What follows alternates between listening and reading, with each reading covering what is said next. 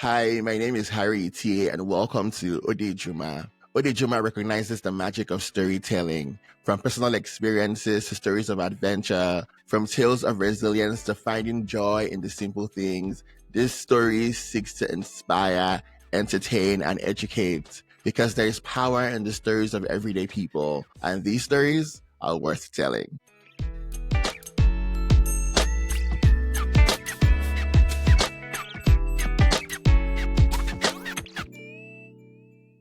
Hey y'all, how y'all doing? Welcome to another episode of Odejuma. And I'm super excited about this episode actually, because I have the creators and stars of one of my favorite YouTube shows, Transplants. Hi, Alscott and Rodney. How y'all doing? We're doing good. How are you? Hi, how are you? I'm doing really good. I'm really excited to dive into this conversation because I really love the show. I saw the show when it came out. I saw it from Twitter. I saw when it was being promoted on Twitter. And yeah, that first season 1A, there's a lot of hype, a lot of conversation that is sparked those 3 episodes. So I'm excited to dive into this conversation, but also curious to know about your journeys as filmmakers, as actors, and just creating this great work of art. So I want to start with that. Like, how did y'all find your journey into filmmaking? How did that happen for y'all? Whoever wants to go first can go first. Yeah, I'll go first. Yeah, I started at a young age. I started like writing little superhero scripts, thinking that I was going to be a child writing star. And then I went to like school for culinary and kind of went in a different direction. And then in my adult years, early 20s, is when I like started to pick up my first camera, my Blackmagic cinema camera. And it kind of was like went from there. I had my first screening for 2 short films that I did in Brooklyn. And then I just kept going and creating and finally moving to LA, where then that's where I met Alscott. And, we started to create Transplants and not even thinking that it would be here, which is still like crazy to see viewership. But we literally were in his living room just like, hey, we got a camera, let's create. Like, we're just going to create a lane for ourselves. And here we are today. Similar to Rodney, mine started when I was pretty young. I don't think I knew what I was doing then. We don't really talk about the jobs and television and film when you come from a low-income family. And so it wasn't until I was 28 that I really like sat and reflected on what it was that I loved to do. And it brought me back to childhood, producing with my cousins. I don't know if you remember those cameras that used to plug into the VCR and you could record things. So we used to like produce our own little shows. And when Aaliyah first died, we produced our version of 106 in Park. We called it 206 in Park. It was absolutely horrible, but but it was such a good time. And so like when I turned 28, I was just trying to figure out like what I wanted to do, and film kind of like kept coming up because it had been something I had done consistently. And so I took a master class from Shonda Rhimes and I wrote my first script and I tried to film it, and we got like 3, maybe 4 episodes finished, and I just didn't love it. And so I did 2 short films and then moved to LA, and that's where Rodney and I met. And we were going to do another short film prior to Transplants. I can't remember. We weren't, I think it was like casting or something. Something was like off and we weren't quite feeling it in the way that we wanted to move forward. And so Transplants came up. We tried to film it ourselves. I need to see if I can find that footage, but we tried to film it just Rodney and myself, camera, and it was a lot of work. And so once we found other people who were like willing to invest the time, because we realized we couldn't do it ourselves, we were able to actually complete it. And so that's where Transplants came. That is pretty awesome. And from what y'all are sharing, y'all are actually transplants. Or were transplants at some point. I don't know whether there's a time frame from being a transplant, but that is kind of like, your experience also moving from your home, from where you were raised to LA. How much of the show is autobiographical? How much of it is fiction at this point? Yeah. Honestly, it's so funny because when we first started when we tried to film it our first time, Chad, my character in the show, did not get fired. But then I got fired for the first time ever in life. And once that happened, we like wrote it into the show. So I feel like there are parts for me that were like personal, and there were a lot of things that were pretty true about my life, but not all of it. Yeah. For me, because we actually started to really come up with the idea because of a funny story that I told Alscott about being choked by the trade. So that was very true. Harry's looking like, I can relate.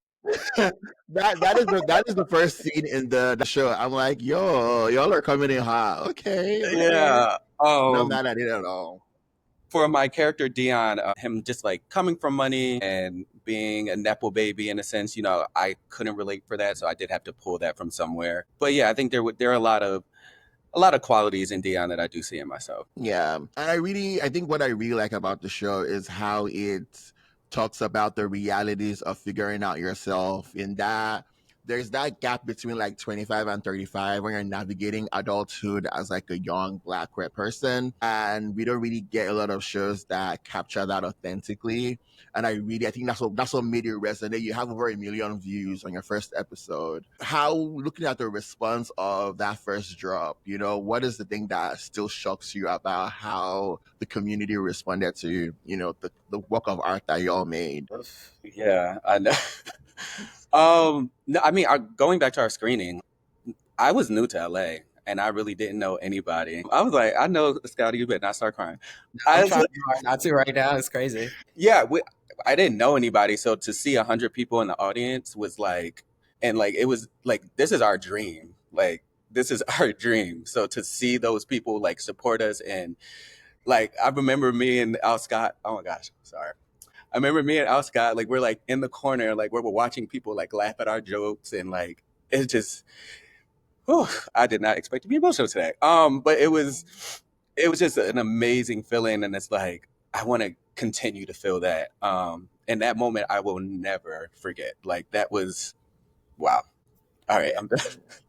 I would say something similar. I mean, even this moment for me is the part that like still like, or even you know what? I can think of a few moments. This is one of them, but I think one of the moments where I like actually cried after, aside from the screening, because we both cried a lot. I think there are pictures of us actually crying. Just crying. Would be during the strike. I went out with my niece and we were picketing and showing our support for the WGA, and there were some WGA writers who like recognized me from the show and was like, "Hey, like I love transplants," and like for me that was such a moment of like, wow, there are people who are in this industry who are doing the things that we're doing, but doing it, through studios, and they're getting paid to do this. Whereas Rodney and I are working full-time jobs, or at one point I was doing a lot of gig work. So doing that and trying to figure this out. And so it's been really nice to see that the show resonates with people, and that people who are not even queer identify with what our characters are going through. Yeah. Yes. I Yeah. agree. I have a couple friends. My friend, hey Nakel, her mom like literally has been waiting. Like she just texted me the other day, like, "Are you sure? Is it coming?" I'm like, "Yes." Like her mom is like, she's an older woman, so to like for her to resonate, like that feels amazing. That means we wrote a queer show, but we wrote this for everyone. So That's true. And I think a lot of people tend to forget that queer stories resonate with everybody. Yes, it's a queer story, but at the heart of it is a human story of two friends trying to figure out life. You know what I'm saying? And I could also kind of relate, not like I'm a international transplant. I moved from a different country to the US in my 30s. And so just trying to navigate life also kind of like resonated with the story. I'm curious about like, do people actually like, I know I kind of asked this kind of like before, but do folks kind of like expect you to be like your characters when they meet you in person? Yes. yes.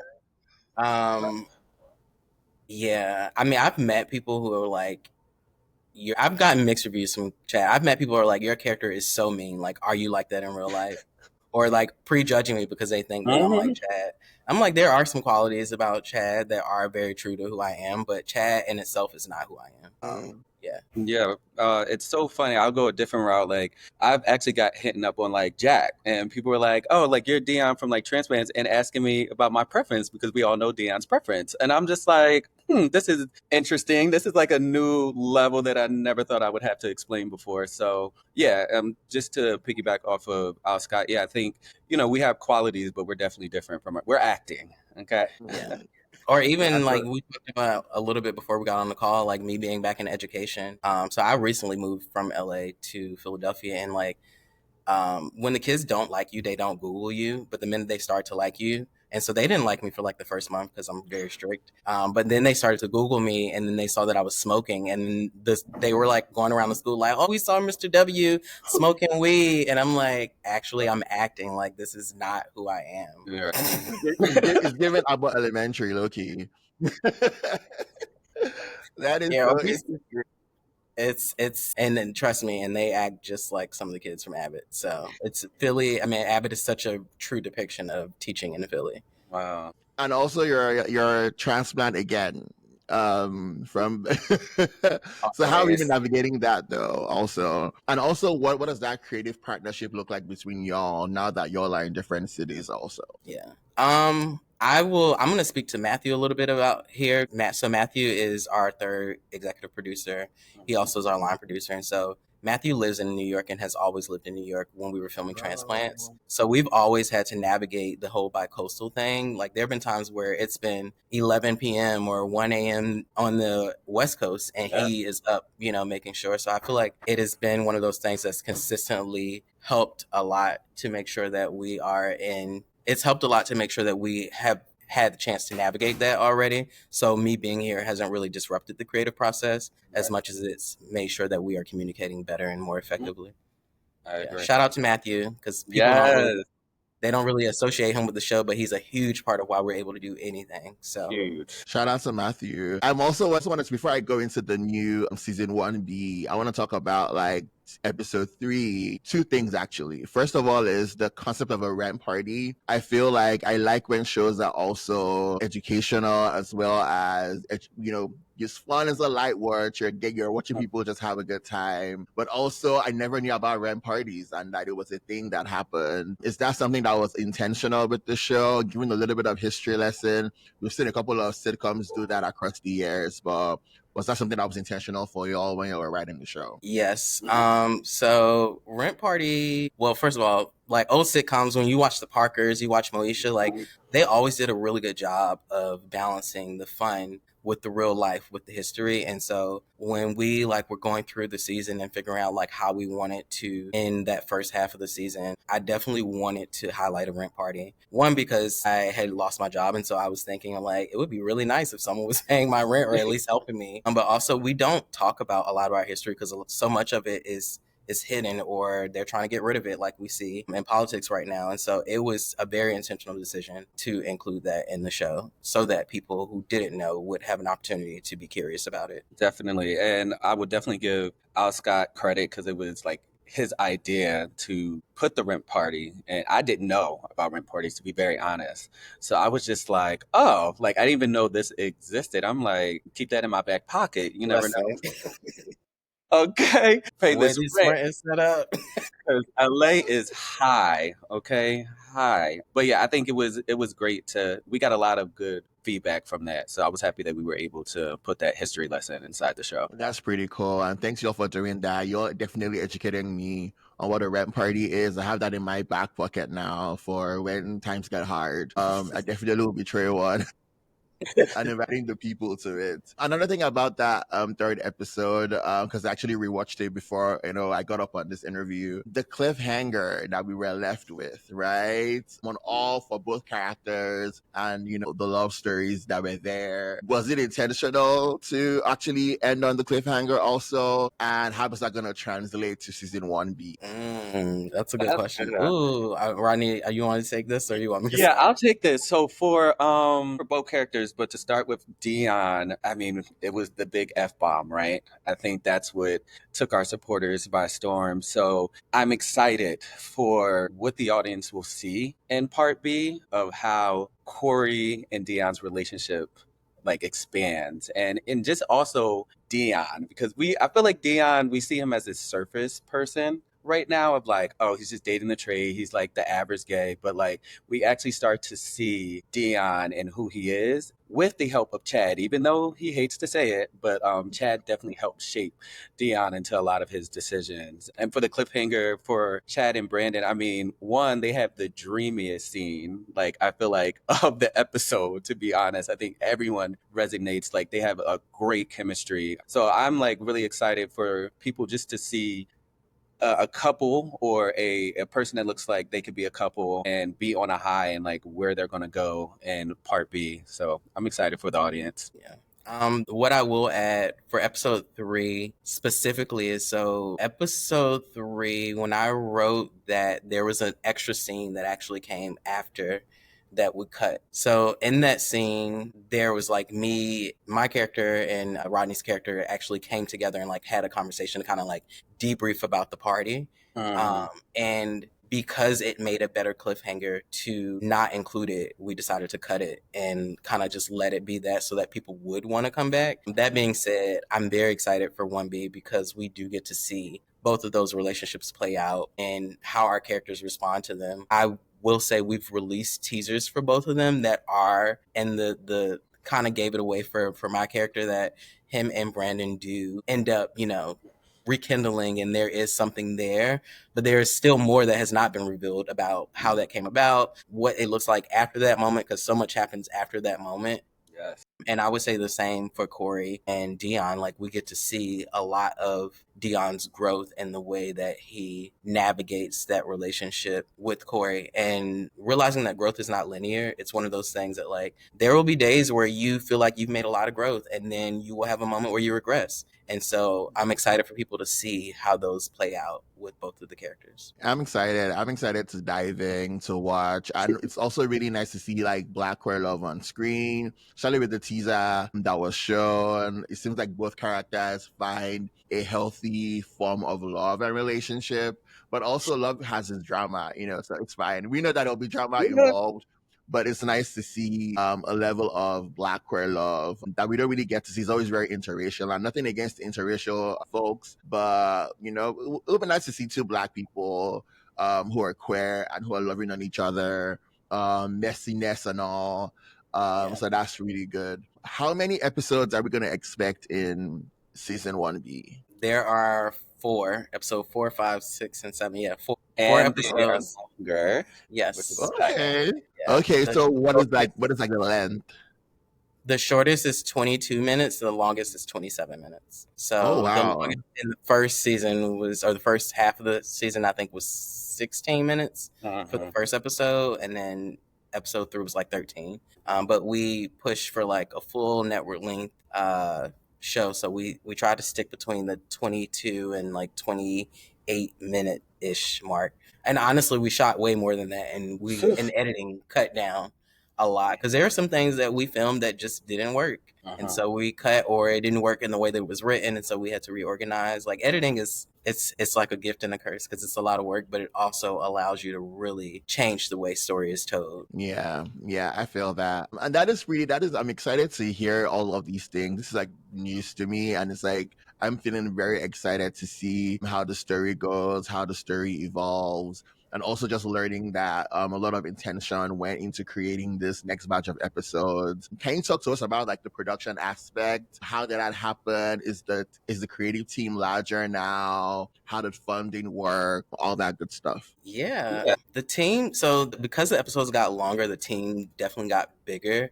I would say like our core team has always been Rodney, Matthew, and myself. And so that team has not gotten bigger, but the team, in terms of the amount of people that came together to make it work, it's just phenomenal. Like, even recently we had to do some reshoots, and so Todd, who's one of our actors, worked with Rodney to get some stuff shot that has been very helpful in like filling some gaps that we went through. And like, after looking at stuff over and over again, you start to realize, oh, something's missing, which is one of the challenges of something being longer, right? Like, you have to really make sure that like you are feeding it to the audience in a way that is not giving them too much, so that you're implying that they can't handle it, but it's giving them enough that they can follow the story. And so I'm so thankful for our village and the people that have come, because it has been a labor of love. And we lost our DP like maybe like 3 weeks into filming the second half. I'm director of photography, for people who are not familiar with film. And so they're in charge of like making sure the visuals match the director and the writers and the showrunners' overall vision.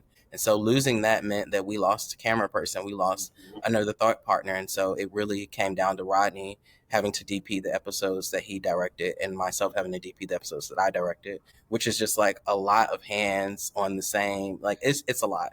And it also, you lose a little bit of that collaboration, right? Because now you have one voice doing all these things as opposed to multiple. But it has been a journey, but one that I feel like I've learned so much from this that we can take it to our next season, which I'm excited. Our actual second season, I'm excited for you to know more about that when we get there. But yeah, that's all I really have to say, Rodney. Yeah.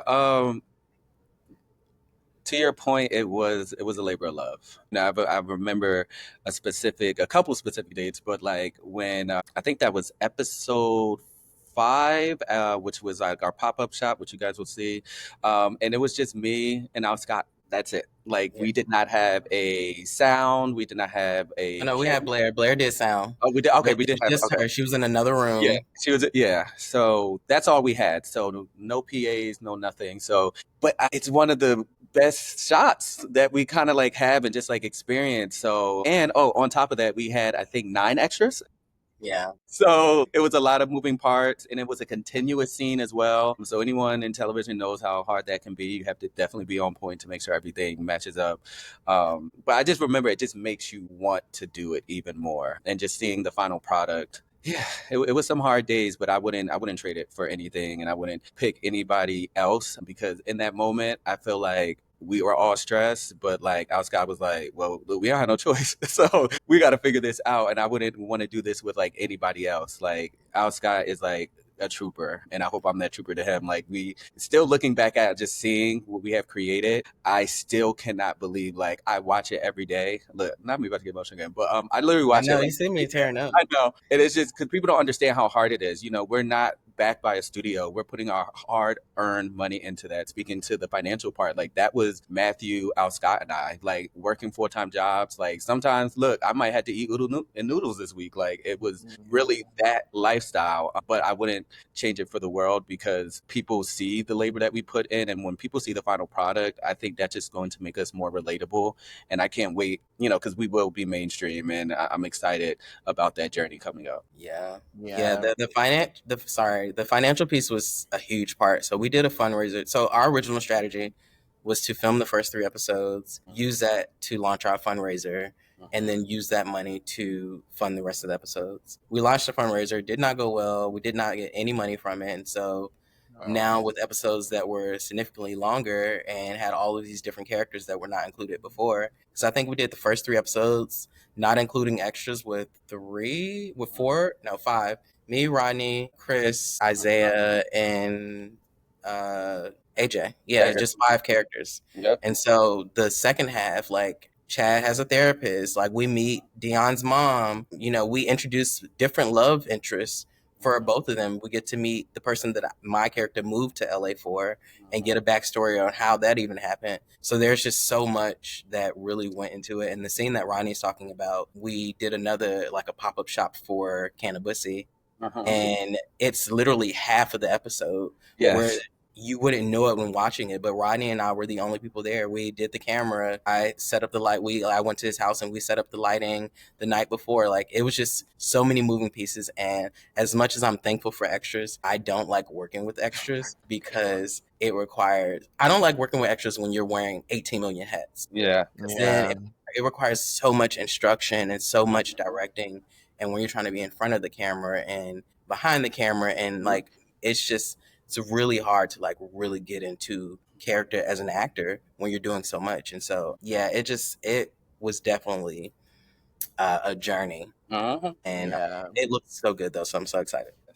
Yeah, and it's just want to just give you all grace that you all did that by yourselves. You should be incredibly proud of the work that you put into Thank putting you. that out there. And like you said, it's just like a stepping stone to bigger and better things. So just very proud of y'all and the work that y'all putting. And the community is also really proud of y'all. It is something that is good representation for us. It's nice, like I said, to see us in our fullness and with our flaws and with our quirks and everything. And yeah, very, very thankful for that. And yeah, so yeah, I just want you to just bask in the glory that you all put out for extra episodes that are longer. Yeah, and we're excited to see them. I'm curious about the lessons that y'all have learned personally as filmmakers from being involved in this project. What have you learned just in general. Also, as writing these complex queer characters, how has that changed your perception on how you perceive life,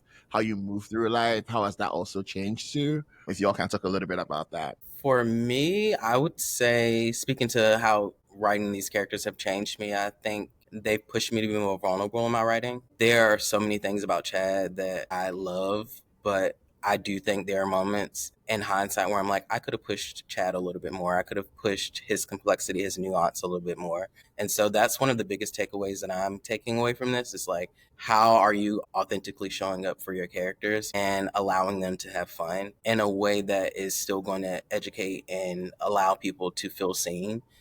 Um, yeah, I'll start there and then I'll let Ronnie. Yeah, making the characters authentic. I think that was important, especially because for writing for Dion, I don't know what it is to be rich and have a big company in the US, but I also wanted those conversations between him and his mother to be real.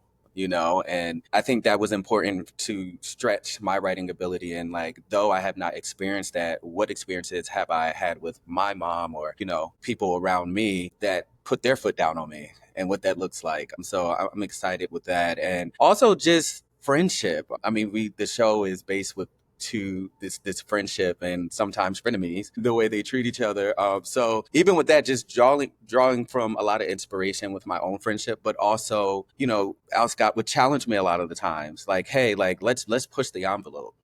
Though like this, we don't want to spoon feed you guys. We want you guys to, think outside the box. So, that person rallying, which was Alscott at the time as we were writing, was like really good for me. Just expand my writing ability. That's On pretty cool. on a personal level, I would say to trust my gut. I think sometimes when we get into an industry where we don't 100% feel valued or validated, because a lot of times people, they're like, oh, you have a show on YouTube, that's cute. Like there's always a little bit of like shade towards it, right? You kind of like don't, I'm not gonna say you don't value it, but like you can kind of get in your head about it, especially living in LA and being surrounded by people who like are working at the Netflixes, are working at the Peacocks and the Paramounts, right? But in every decision that we've made about the show, when I have not trusted my gut, it's come back to bite us in the ass. And I think a huge one, and I'll speak publicly about this because I know he wouldn't mind, and if he does, sorry, brother. But like RDP, like I wanted to replace RDP after the first 3 episodes because I wanted to explore, what it would look like for the second half to look slightly different, right? To like play around a little bit more. Also, someone who had a little bit more availability and flexibility in their schedule, and I wanted our DP, who also was Brandon in the show, I wanted him to be able to solely focus on that. And so we ended up not, replacing him because the work was strong and, he really wanted to do it. That moment, I wish that I had listened to my gut where we had just kind of replaced him, because him not being a part of the rest of the project really did hurt our timeline, really did hurt the amount of investment we were able to do in other areas, or put our energy in other areas, because we were having to now juggle this other job. And finding a DP in LA when you're not paying them, and is a lot, because a lot of this has been volunteer labor, which we're very, very thankful for. And we've been putting out our own money, right, to make this happen, because for Rodney and I, it's been about creating and like being able to show up and put characters out into the world that we don't normally see, whether or not we're getting paid for it, because we love it, right? And I'm so thankful because everyone on this project has invested their time and their energy. And I know like this is not a personal attack on RDP, because the reality is a paid job came up, he had to take it. But at the end of the day, like my gut was like, hey, do this, and I didn't do it. And so it's not the first time, but that's like one example. Like trusting your gut, and not just when it comes to film, just in everything. Like if it's not aligning, if something seems off, trust your gut, and you don't need a valid reason, right? Just go with what you feel is leading you in that direction, because 9 times out of 10 you're not going to regret it, but you're going to regret not trusting your gut. Definitely. And for personal me, I would say just being more vocal was very surprising. A lot of people see Dion and he's just this ball of energy. I am actually the opposite. Unless I like really know you, I'm very actually timid. A lot of people don't know that. I was scared as hell when we did our Q&A. I was telling Oscar, I was like, oh my gosh, I'm having anxiety attack, like literally. Yeah, I think now just learning from this experience, I just want to be more vocal. This is important for me to be vocal because we're creating and we want to make sure that our points are getting across and our characters are reading well. So I'm definitely excited about season 2 and just being that vocal presence for my team. So you guys are definitely in a treat, not only for part 2, but for season 2. Yeah. Okay, Season 2 cool. is, I'm so excited. I'm excited So for one part 2, but we'll get there. Go ahead. Sorry. have y'all written season 2 already? Because I'm hearing many references to the second season. We have not written it, but we have come up with. So part of our time off was also rebranding Transplants as a show. Originally, Transplants was about Dion and Chad and their journey as transplants, and because there are so many stories, so many queer stories that are not told, we wanted to diversify a bit. And so, and also just from a business standpoint, right, making sure that we're marketable, but also not, pigeonholing ourselves into like one specific audience. And so what came out of that was every season making it an anthology, and every season following a different set of transplants in a new city. And so our second season will highlight a trans woman, which I'm very excited about, especially given the shift in the way media is handling our trans women and our trans men. And so we're very excited about that. We're excited to be in a new city. I'm excited for Rodney's leadership on that. I'm excited. Rodney, what are you excited about Yeah, that? no, I'm excited to, be in those writers' room and also for us to shed light on new writers, So that's big. That's something we'll be looking for because we have, unfortunately, it's been just me and Alscott. So, to bring in other people and give other people a chance, because that has always been the goal, to source and work in parallel so that people could get a chance. To be honest, everyone doesn't get the chance. What we did, we didn't, again, know that this was going to happen. So now that we do have the platform, I'm excited to give other people opportunities as well. That is beautiful, and I'm excited to. That's a very important story with Dolores and the attacks on trans rights right now globally. And so I'm kind of excited for that too. I'm also very curious about your friendship because working with your friends sometimes sometimes it ends well, sometimes it doesn't. How do y'all stay true to keeping your friendship together as well as maintaining a very strong professional relationship? Yeah, I think the biggest thing is going to be communication. And I think through this journey, Alscott and I have learned that just having full transparency, communication, and also just knowing each other's styles in communication. Like, I think sometimes we just want to work with people. And like, I know, like, for example, it's big people out there. We're like, oh, I just want to work with them. But you don't even know what their management style is. You don't know how they talk to you. And you can get on set and be surprised, right? So, that's why going into season 2, I'm excited too, because I feel like me and Alscott have definitely worked on that a lot, just a relationship and in general. So, and we have to be strong for the people around us. That's what's really important, because if we fail, then everyone else fails.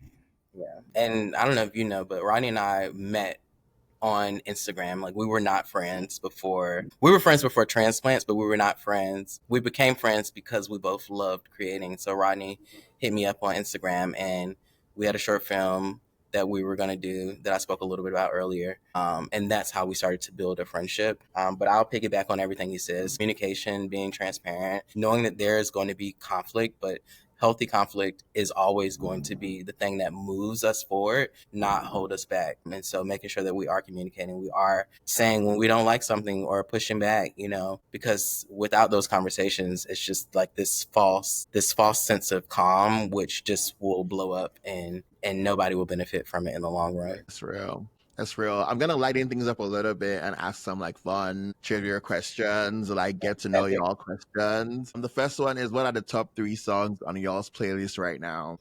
Oof. Oh, that's a good one. I actually can think of a few so I'm a huge music person. One of my favorite parts has been doing music Transplants. I'm so excited for second season because Rodney really loves scores. So just incorporating more scores into the season. But right now, there's this artist. I don't know how to say his actual name, but it's spelled MNDSNG or something. I think it's like an abbreviation for Mine Song. Not 100% sure, but it's this song called "I Hope You're Doing Okay," that I really, really love and I write to a lot. There's this band. Did y'all know that Cleo Soul is in a band? No. So Cleo Soul is in this band called Salt, and she's been in it for a very long time. It's SAULT. And I really, really like love them. Like they have this song called Higher that she sings with the band that I really love. And then there's another one called Fearless. I've been really finding music without a lot of words has been like my go-to lately because the world just feels a little bit overstimulating with everything going on. So those are my top three. Yeah. Listen to them when you get a chance. They're so good. Okay, cool. So I just seen Coco Jones, but Coco Jones' "Thing for You" has me in a chokehold right now. I think I'm listening to the whole album every time I'm in the gym. Also, similar to what Alscott said, listening to scores. So I've been listening to the Sinners score album lately. It was so good. Oh my gosh! Like, and Rather Be. I think Haley, what's his name? Leon. Yeah, Leon and Haley. Rather Be. I love that song. I love R&B. So. Nice. Okay, R&B, I'm here for it. I'm here for it. If y'all could cast anyone on Transplants, like anybody, who would you want to see on the show? Oh, that is such a good question. I have a few people, but I'm like, I have to think that my number one. Number one. You can give me your top three if you have too many people on your mind. Okay. Nicole Bahari, Lovey Simone, she was so good in Forever. Mm-hmm. She's just so good. This third one is wearing me out. No. That could be a solid two. Yeah. And honestly, Monique. I'm sorry, Monique. Okay, Monique. Yeah. I watch the Parkers every single day. And it's just like the comedic time and like just hands down. Those were good. How do I follow up? Erica Alexander for sure. Yeah, That's a good I want to one. work with her. I don't know where she would fit in, especially like with this show, but I just want to work with Meryl Streep. I'm sorry. I'm fanning Meryl out. Streep, I don't know where it could be. I don't know where. And Kelvin Harris Jr. Ever since I seen his preparation for The Lion King, I was just like, oh, like him giving the different variations during his audition. I was like, oh yeah, I would love to work with him. Yeah, and that press run was one of my favorite press runs. That press run and the press run for One of Them Days up to hands down. Love the chemistry between the actors on those press runs. So that's pretty good. My next question actually, Scott kind of answered it a little bit. Sitcoms are like very inspirational, or TV shows. Do you all find do you all draw inspirations from? I don't know if you've ever seen Broad City. When we came up with Transplants, the intersection that I like to associate it with, I know Insecure is not a sitcom, it's more of a dramedy, but was Insecure and Broad City. If you've never seen Broad City, it's about two friends who live in New York, and it's just it's a little ridiculous, but also if you've ever lived in New York, like you kind of realize how not ridiculous it is. Like the episode where someone steals their AC from the street corner, which is such a real New York thing. So like I feel like that's where like some of the ridiculousness comes from in our show, which Yeah. I would say that. And then like I said earlier, like the Parkers, like making sure that we are like creating some type of dialogue around things that people wouldn't normally know about. Yeah. I would have to agree. Yeah, definitely Broad City and Insecure, but also Living Single. Like I think Living Single and even shows like Girlfriends, they just tackled those conversations that normally weren't had. So, and I feel like we did a really great job. We got to give ourselves a pat on the back for that. We had a lot of great conversations, especially 1 through 3, but 4 through 7, we definitely get into some things. So. Yeah. Okay, cool. I'm excited about that. Where is y'all's favorite travel? Your dream travel destination. What would you say is the place you want to go, unwind, and stuff like that? I would have to say, I travel often, but I Africa. Like I haven't been there, and I would love to go to Africa, but like be there for a while where I can go to like Cape Town, Egypt, like really go to different places. So yeah, I'd say Africa. I don't know if I have a dream place. I know how I want this place to make me feel, but as someone that's moved a lot, I don't know if a place will ever make me feel the way but like I want to go somewhere that's full of nature. So the first thing that came to mind was actually Bali or like Thailand, because those are places that have a lot of nature and I love nature. And I feel like sometimes there's just so much noise, especially living in a city, that it would be nice to go somewhere and like live there for a few months and just like be creative and feed my creative inner child, right? So yeah, I would say one of those like tropical places. One place that I do love that does that is Mexico City. I don't know if you've ever been. but it's like one of my favorite cities. So, yeah, I gave That like is 8. pretty cool. Yeah, the third season of The White Lotus was making me think about Thailand a lot. So I was like, that looks like a very beautiful, beautiful country. Final fun trivia question: what are y'all's guilty pleasure? What's the thing that you know? Oh, guilty pleasure. It depends on the day. Okay. I like sweets. I'm huge. I need Okay. to get over it, but I really like sweets, and I really need to get over it because I'm getting older, and it just does not agree with my body anymore. Sweets, anything spicy. Again, getting older, not really working out for me right now. And kindness. I love kind people. Those are my guilty pleasures. My 3. Guilty pleasure. Well, as I am on a fitness journey, because I am trying to get shredded, I noticed that on my cheat days, I want potatoes. I want every type of potato. I want every type of starch. I want macaroni and cheese. It's getting bad, like to the point where Not macaroni and cheese with potatoes. it's bad. I want every starch. Yeah, I'm trying to like fix my cheat days because I am not The Rock, so I can't have cheat days like that. But yeah, I would say that guilty pleasure watching the Boondocks. So like watching the Boondocks, yeah, like I love a good episode. I would definitely turn it on. It's pure comedy. It is. I love it. I would say that's it. And a fine man, I guess. Let's just put it out there. A fine chocolate man. That is, yeah, I would say that's probably my guilty. No interracial dating for you. I, Shout out to that. I'm not gonna tell my Shout out business. to Shout out to that. Thank y'all for sharing all of y'all's guilty pleasures. Really, really love to. I feel like I kind of like know y'all a little bit more with like some of those responses. So thank you for sharing. And before we wrap up, I want to just know like what do y'all want like your legacy to be with this show? And I feel like that shows that really impact the culture. And personally, I feel like Transplants is in a very sweet spot where it can do that. No pressure or anything. But what do y'all want your legacy to be as you're moving into this new iteration of creativity with this show? See, for me, when I think of legacy, I think sometimes we pinpoint certain accolades, but for me, I want to be proud of myself and whatever that looks like. And I want to love myself and just be proud of the work that I am creating, and hopefully that I am changing the paradigm and perspective of people that watch my work. And with that legacy, I want to have a legacy where I'll be able to help people that come after me. And while I'm in the legacy and not being the token, I don't want to be just the token queer show. I want it to be multiple shows and everyone growing and creating financial stability and be able to be creative as their main source of income. So ultimately, just to be proud of myself and for my grandmother to be proud of me. She's not here with us anymore, but I always think of her with everything I've done in my life. And at a young age, she always told me, you're going to be whatever you choose to be. So the fact that I'm even here is just testament of that. And, I'm a GPK. My grandparents were preachers. So like, that faith has drove me here. And I'm just excited about the future. And to your point, Transplants has done something that is very special and it's going to continue to grow and get bigger. So I'm excited for that journey. Yeah. For me, I think of it as kind of like pillars. It's important to me to build community. It's important to me to educate.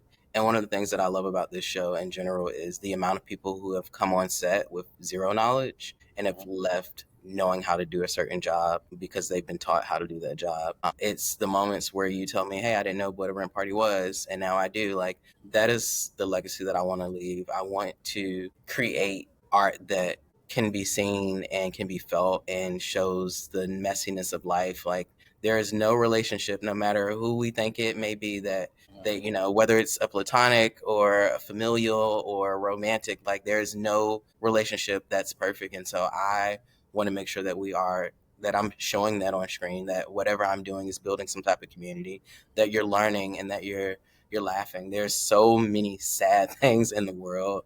The last thing that I want to do is watch something that is going to have me sad the entire way through. And for me, I just don't think that's realistic. Like, I remember being hit by a drunk driver in like I think it was 2010, me and my friends. And after we got hit and almost died, we were like on the side of the road cracking up at jokes because Like, that is the reality of life. Like, no matter when it's sad, no matter how many like horrible moments it is, like, you will find that one moment of joy, and it may not fix the situation. Most times it doesn't, but at least you feel good about it in that moment, right?